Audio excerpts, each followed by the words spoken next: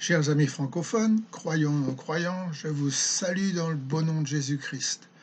Je voudrais partager avec vous pendant cette fête de Pâques ce passage tiré de l'évangile de Matthieu au chapitre 27, verset 45 au verset 51. Et voici ce qu'il est écrit. Depuis la 6e heure jusqu'à la 9e, il y eut des ténèbres sur toute la terre. Et vers la 9e heure, Jésus s'écria d'une voix forte, « Élia, ma sabachthani » c'est-à-dire « Mon Dieu, pourquoi m'as-tu abandonné » Quelques-uns de ceux qui étaient là, l'ayant entendu dire, il l'appelle Élie, et aussitôt l'un d'eux courut prendre une éponge qu'il remplit de vinaigre. Et l'ayant fixé à un roseau, il lui donna à boire.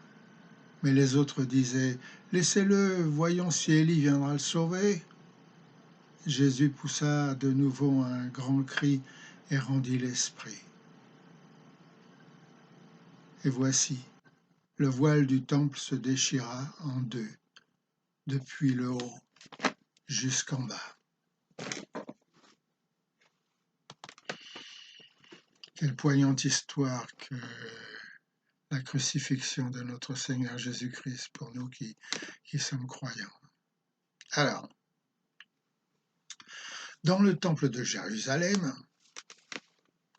au fond du sanctuaire, séparé par un voile artistiquement travaillé sur lequel étaient représentés des chérubins, se trouvait une chambre, pas bien grande, sans fenêtre et sombre, dans laquelle reposait l'Arche de l'Alliance.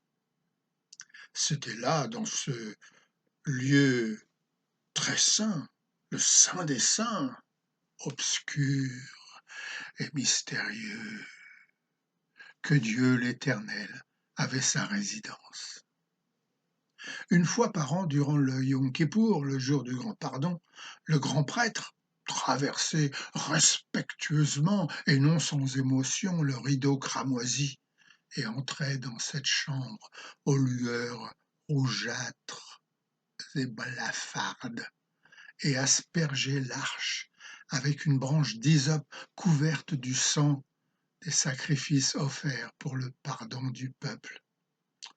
Vous pouvez lire le reste dans le livre des Lévitiques au chapitre 16. L'enseignement était que Dieu ne pouvait en aucun cas être approché par des pécheurs et que seul le sacrifice du sang versé sur l'arche était la condition au pardon des péchés. Hébreux chapitre 9, verset 22. Ce lieu n'était accessible qu'à un grand prêtre désigné et purifié, sous peine de mort.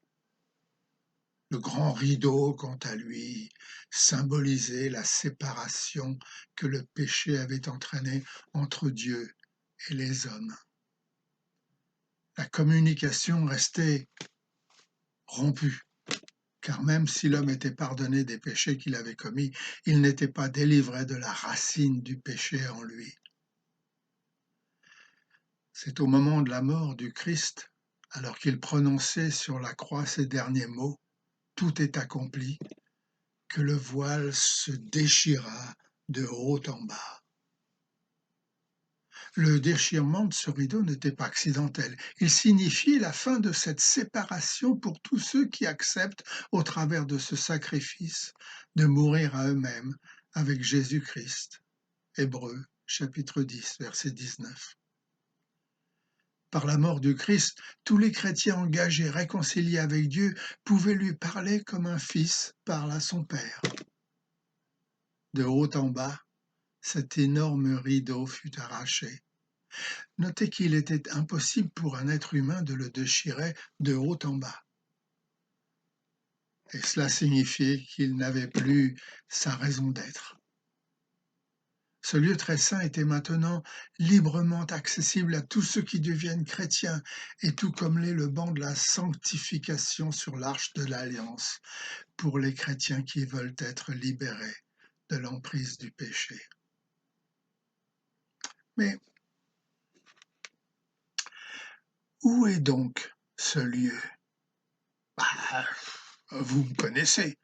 Je suis de nature curieuse et j'aime bien découvrir ce qui m'est caché, connaître ce qui m'est inconnu, apprendre ce que j'ignore et comprendre ce qui pour moi tient de l'inexplicable. Aussi, vous pensez bien qu'une chambre inviolable, dont l'entrée est autorisée que pour ceux qui deviennent chrétiens, ah, ce dont je fais partie, quelle occasion d'y rentrer et de l'explorer. Donc, un jour, tel un Indiana Jones, sans faire de bruit, discrètement, j'osais, non sans une certaine frayeur, passer ma tête, les yeux fermés, au travers de ce rideau déchiré et regarder à l'intérieur de cette chambre.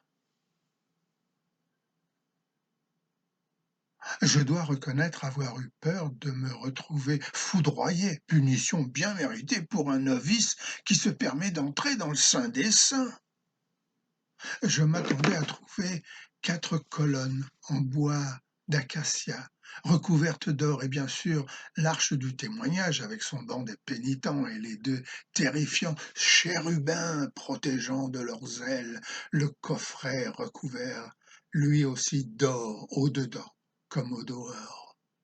Exode chapitre 25, verset 10 au verset 22. Mais lorsque j'ouvris les yeux, je ne vis rien. Pas de colonne en or, pas d'arche de l'alliance, pas de banc des pénitents où Moïse venait discuter avec Dieu de la loi et des ordonnances à suivre. Rien. Oh. Alors que je me désolais, j'entendis une voix dans mon cœur me dire, voici, Jacques, je suis avec toi tous les jours.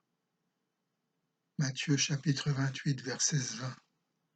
Et je compris que pour un chrétien, le bureau, l'usine, le centre commercial, sa maison, sa cuisine, le bus, le train, le métro, tout cela pouvait devenir ce sanctuaire, le Saint des Saints où je rencontrais Dieu, car là se trouve le temple, là où se trouve le temple, là est son sanctuaire. Et la Bible me dit que je suis ce temple.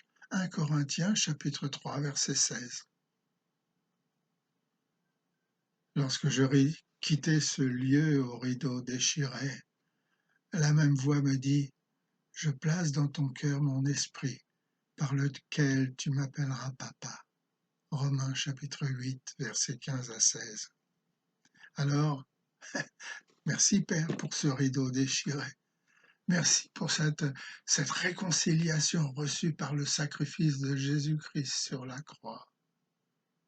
Merci pour ton pardon et la délivrance que tu donnes à tous tes enfants. Allez, passez une bonne journée et que le Seigneur vous garde dans son amour et dans sa paix.